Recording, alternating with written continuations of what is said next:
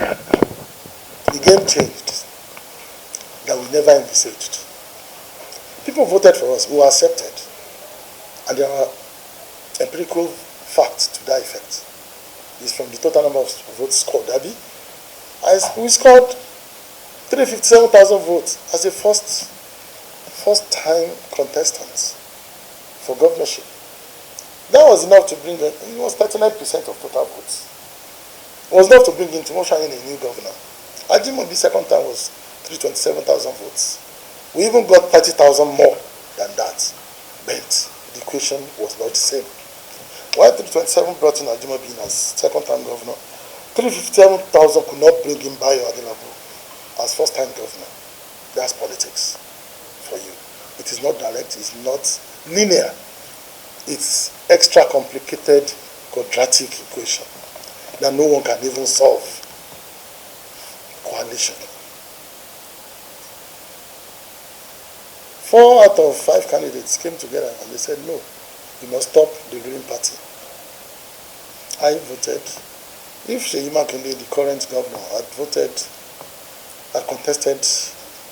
on a standalone basis, with Sharafa Adinali, standalone, Femi Lanley, standalone, Bolaji Ayonide, SCN, standalone. Probably, I will be addressing you tonight as the governor of the state. But man proposes, God disposes. They all the same. I thank God. I still have that grace, I have that privilege to still sit before you tonight, canvassing for votes and telling you our plans. It doesn't always happen like that. What happened to us was a big deal. If nobody says it's not a big deal, you can resign your job, spend your savings, and lose election. And then you know what I'm talking about. So, if you have led to strange illness, hypertension, to stroke, and you die from there, you are coming from here and you find yourself at the lowest level. If you didn't die, it could wreck you, and you don't become anything again. And the next thing is to go and be driving cab in London or America, and you forget about Nigeria. But I tell you that that's not my case. So I have cause to rejoice. Because what happened to us? When you try to attempt something, 2 things can happen to you. It's either a blessing if you achieve your goal. Like Seyi Makinde, it was a blessing to him. You can see his size when we are contesting. You can go and check out his size now. Oh, he's really, really blessed. But Ibarapa or Oyo, Ogbomoso, Okeogun 1, Okeogun 2, and the feedback has been very, very encouraging. But why did I call you tonight? I know I've had this kind of session about 2 or 3 times over the last election.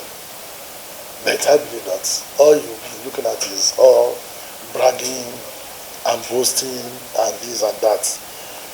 But since then, after the last election, I believe our interaction with the media really went down. And it was deliberate. Once you add a governor, you must give the governor the opportunity to showcase what he has. You can't just start disturbing him from the first month or the first year. So we kept it low. We only reduced our activities to the party level. So a lot of people thought, oh, we went behind the scene and you don't disturb a new government. Let them. But after 3 years, we felt we could assess this government and decide whether it is good enough for us as a state, let him continue, or if it's not good enough for us as a state, let's take it over from him. And our decision is that his performance to date is not the best for us as a pace-setter state in Oyo State.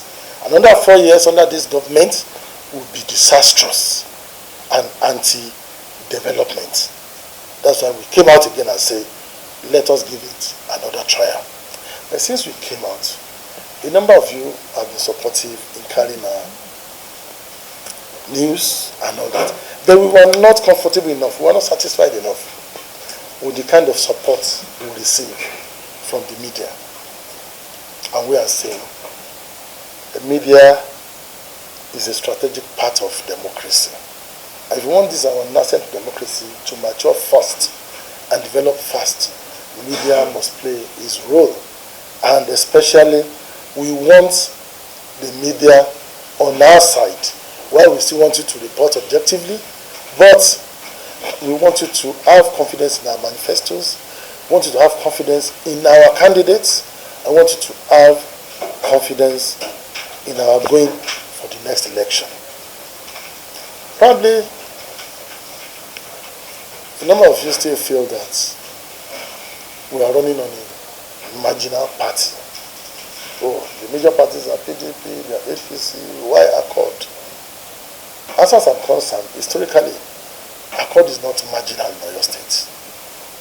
It's not marginal. The only thing that happened to Accord was that they did not feed candidates, let me say gladiator candidates in 2019. They did not feed in gladiator candidates. But in 2011, London just scored 275,000. If I'm right, yes, 275 as a candidate of Accord. I think he came third after Akala. In 2015, London just scored 257,000, maybe, under Accord. 4 years after, he came second.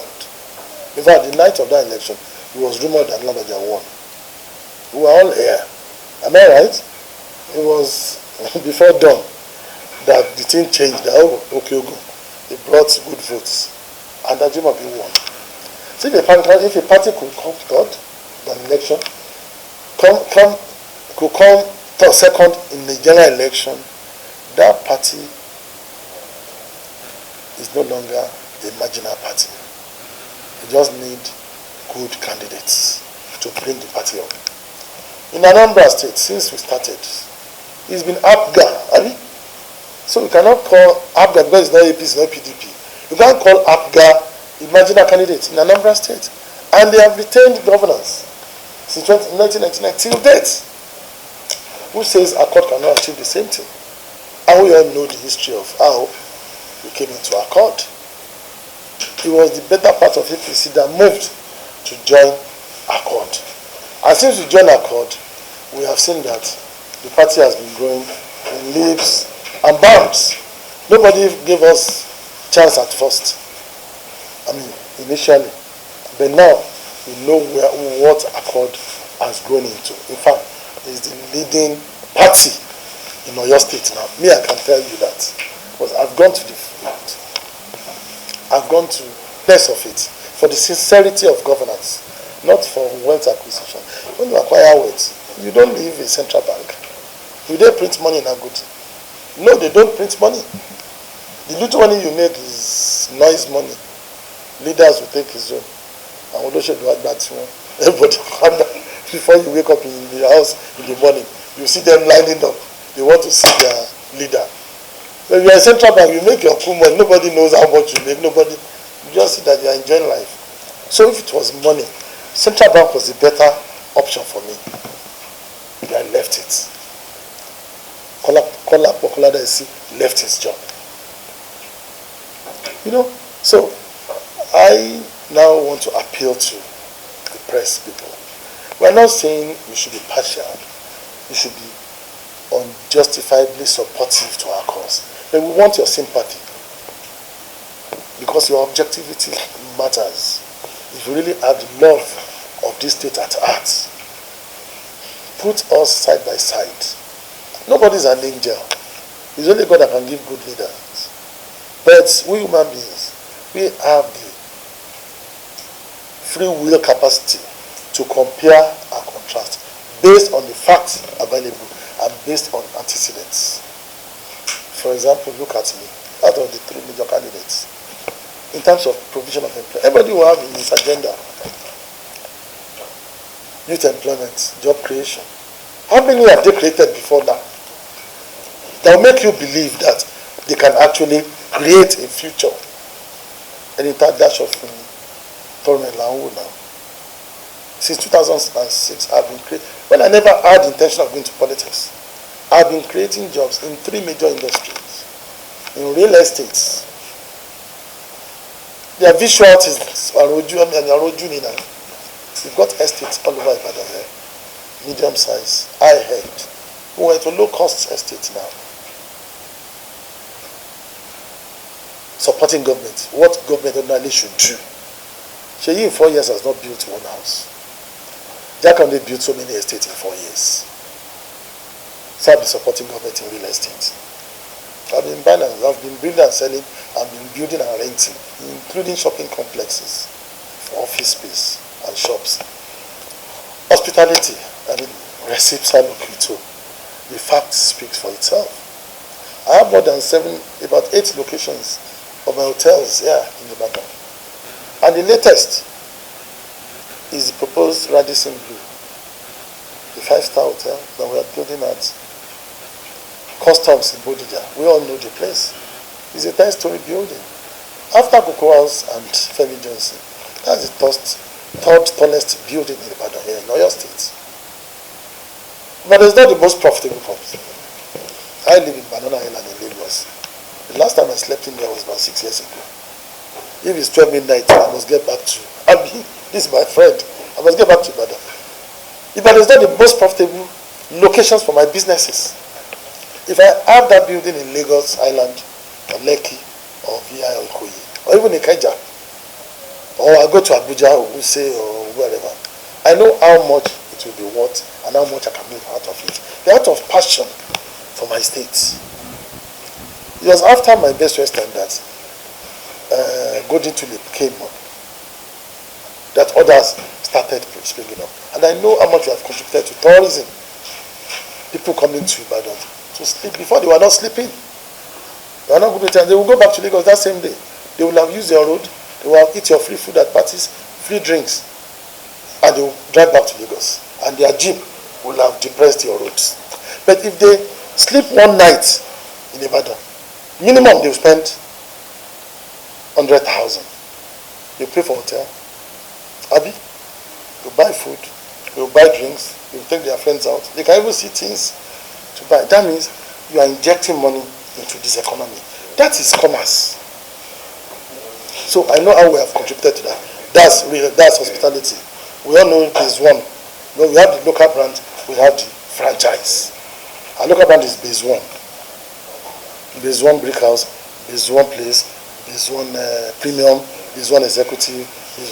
But we have franchise, Best Western, Radisson Blu. Before you know it, we bring in Hilton to Ibadan. It's worth it. Then farming and agriculture. We go to the interland. We've got farms in Ido, we've got in Lagini, we've got in Akinyele.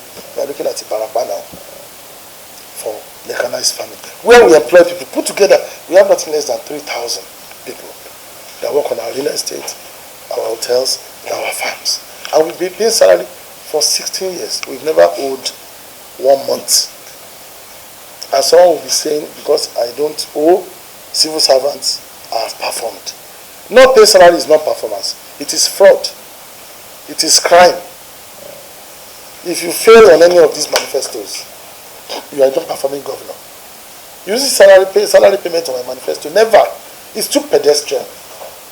If I don't pay salary, I have committed fraud.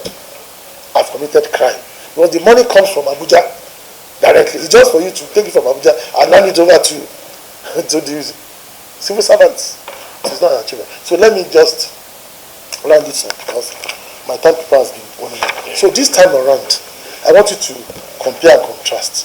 Who has the interest of this state at heart? Who is genuine in aspiration? Who is sincere in his quest for governorship? Who is looking for money? Who is looking for position? Who is looking for name? Those three things, if you look for them in politics, you will not perform. I'm looking for money because I have enough that can take care of me and my family. I'm not looking for a name because Adelabu has made his name before I was born. I'm only uplifting. I'm not looking for position because I've held high positions in the past. If I die as Deputy Governor, Central Bank, it's enough for people to remember me. How many Oyo State indigenous have become Deputy Governor? There are just 2 of us. Baba Musa Otiti Oji Abi. And Adelabu, that's enough history. So governorship to me is not a position that is too big as to make me power drunk. And there's no amount of money I will make as a governor that I don't have now. I cannot paint 100 naira because I'm looking for 10 naira.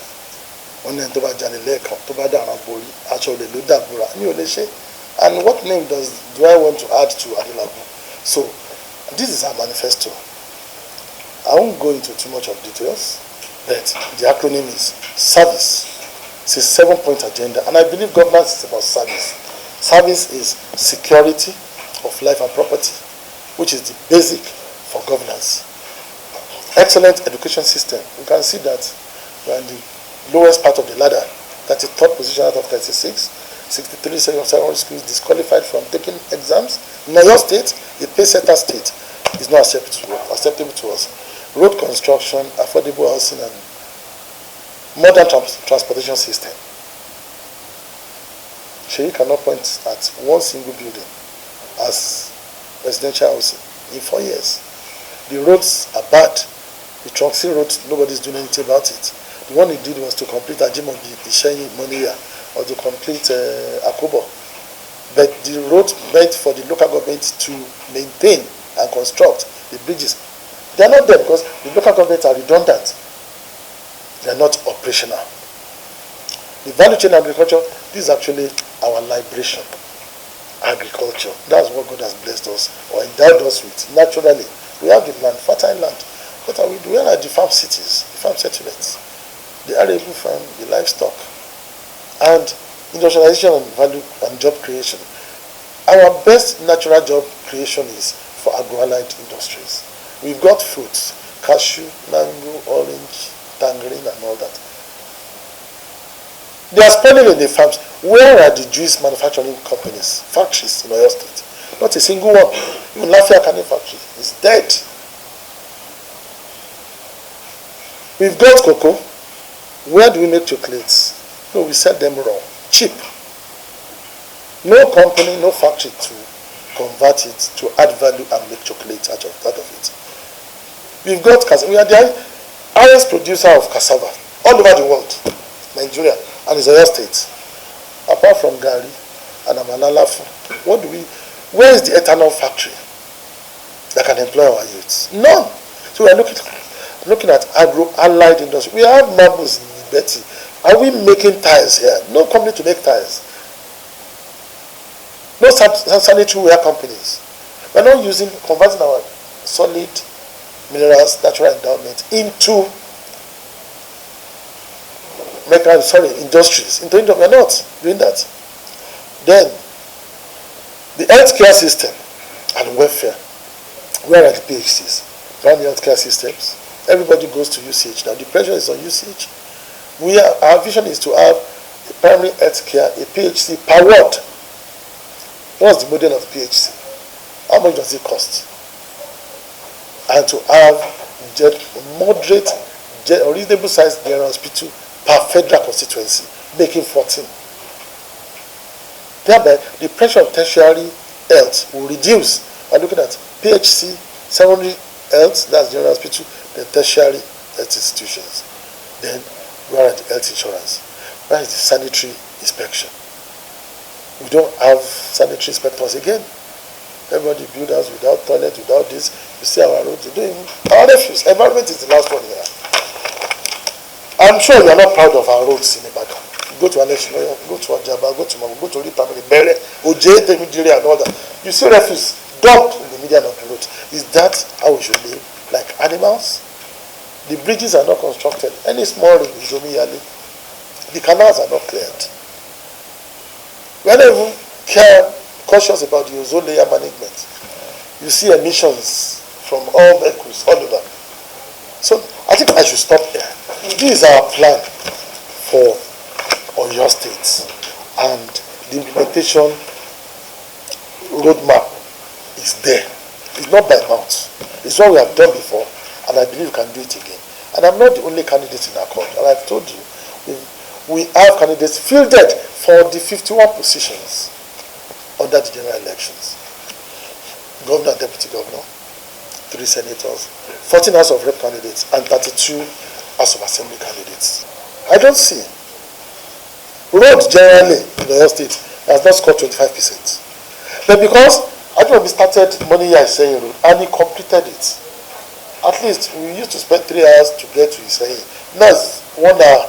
I said, he tried for that. And he said, and you have to rate him on that road. I said, if I were to do the road, I would not do that single lane. It's accident prone. A lot of people have died on the road. I don't sure even washed part of it away at a time. I would have made it double lane. But be that as it may, let me score 70% for completing that road. And you know what they did? They cut the front of the interview. And they just, I scored 70%. And they said this general performance. I said, what kind of? And the commissioner was involved. And a state television used it in the news. BCOS. You know, this politics has gotten to some level that we need to revive it. So I never commended him on this. If I commended 70%, why am I struggling? Why am I wasting money? Why am I going through all these hassles? If any government scored 70%, Abi, I said GSM scored below 25% in general performance. That's what I said. Politics and Adelabu be posthumous. Yes, we are still one big family. You understand? We are still one big family. Our people are more educated now. They are more politically aware and conscious than they used to be. What happened to us in APC was what happened to PDP in 2015.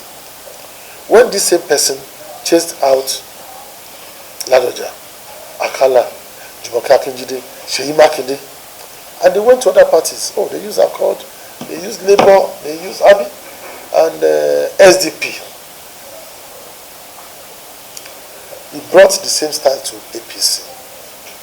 You know, he killed PDP. They didn't win the election. He didn't win. Akala didn't win. Seyi didn't win. Ladoja did not win. But we said, no, this time, we're not going to allow him to achieve his aim of commercializing our party platform. All he wanted was to make money. He knew he would not win. To let you know, he's not even our opponent. So all of us in APC, almost 80%, all the party leaders, we now said, let's leave it for him and go to a party where we are going to use a platform to contest. And we have our popular candidates who we used the last election, and they all followed him. If you want to be truthful to yourself, our Accord was pre-June this year, and how it is now, is it the same thing? No. So where we used is about content and container. Accord is just a container. We brought the content from APC. Unfortunately, there are even original Accord members who also spread all over the states. So this now complemented each other. That's why Accord is even more popular than APC and PDP now. I'm just coming from Gbagi, just coming from UCH, just coming from Oyo. I saw what happened there. This is empirical. Right, I was told. I saw, these are the people that vote now. So we are still one party, one big family. When we got to Ajimobi's posthumous, I mean, the welcome was encouraging. When they mentioned our name, the ovation was the loudest. You don't have it 100% in politics. Once you have 51%, you are fine. So what we have now today is over 80%. So we are comfortable with the way we are in Accord. Then Tribune asked about 357,000 votes. Is Folari my major opponent? I said no. I'm telling you, Folari is not in this game. Folari is not in this game. Seyi beat the incumbent. Being the incumbent is the one we want to chase out. And is the one we see as our opponent. I'm not a formidable opponent, I can tell you. I'm not boasting. I'm not bragging. It's from surveys. It's from analysis. Independent, credible surveys. Because he has displayed that he doesn't have integrity. Integrity is number one for you to earn people's confidence. Everybody has promised, he failed. Starting with the coalition partners, to every other sector where he has made promise. Where we are coming from, they said it. A governor will promise a bus to an association, and in 4 years, you will not be able to buy that bus. As small, as simple as a bus.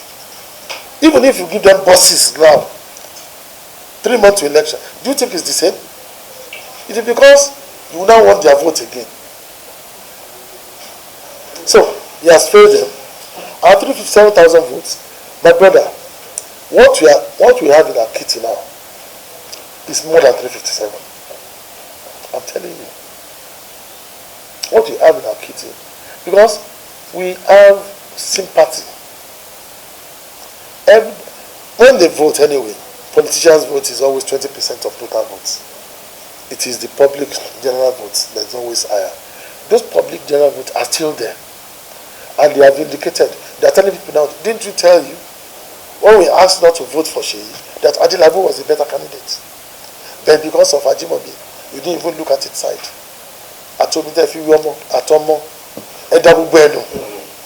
So they are ready to vote for us.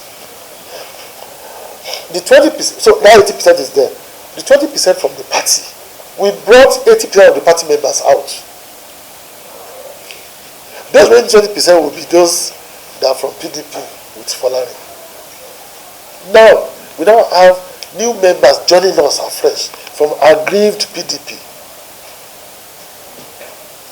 And by God's grace, we know that those other parties will be ready to do coalition with us. So don't be surprised when we have about 600,000 votes in this coming election. Do not be surprised. You understand? Don't be surprised. So it goes beyond 357,000 votes. But it was myself and Seyi then. Now, they've seen Seyi's capacity. They have not seen mine. But they have seen indicators from my antecedents and my current activities. An average Oyo State person, a voter now, they are more confident that it's likely Adelabu performs better than Seyi. So they are coming for us. So I'm optimistic that we are getting between 550,000 to 650,000 votes. I'm telling you. So that's for that. The NUJ chairman, debt portfolio. This is a technical question. And you know that's my profession. Let me tell you,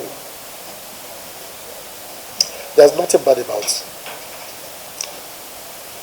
piling up debts.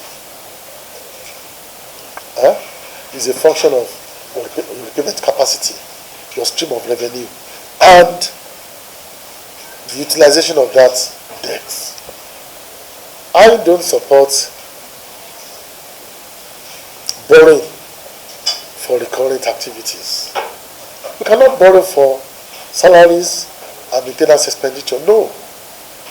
But when you borrow for capital projects, the returns will be much higher. You'll be better for it. You can even create a scenario whereby that circumstance can pay back the loan. I have a problem with Seyi Makinde on the amount of loan that he has taken in addition to what he met or he inherited from Ajimo. Seyi has not been transparent enough, and he has not been an accountable governor. He has taken us for granted too much. The governor has not been able to even publish his accounts to let us know what are your streams of revenue from federal government allocation to internally generated revenues. Once you get your revenues, what are your expenditure? Your current expenditure, your salary, your maintenance expenditure, and your day-to-day expenditure, and what are your capital expenditure? If you cannot do that, any loan that you have taken is deemed to have gone into personal purse. Because I can't point to the number of projects that this government has done vis-a-vis the loans they have taken. It's not matching. You have claimed that your IGR has increased. Then you should have more money left to do capital projects. Why are you borrowing more? How many schools have they renovated?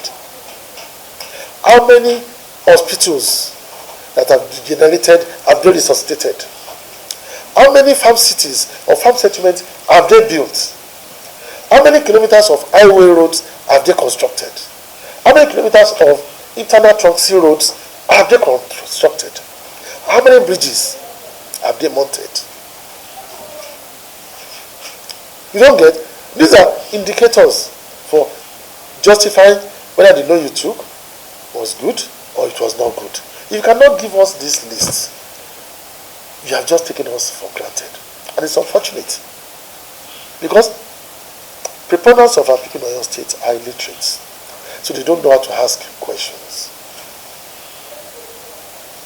They just say, oh, Oyo State, no, you couldn't change the loan. We need to move beyond that. So I'm not in support of loans taking. You must give full account of loans taking and the application of those loans.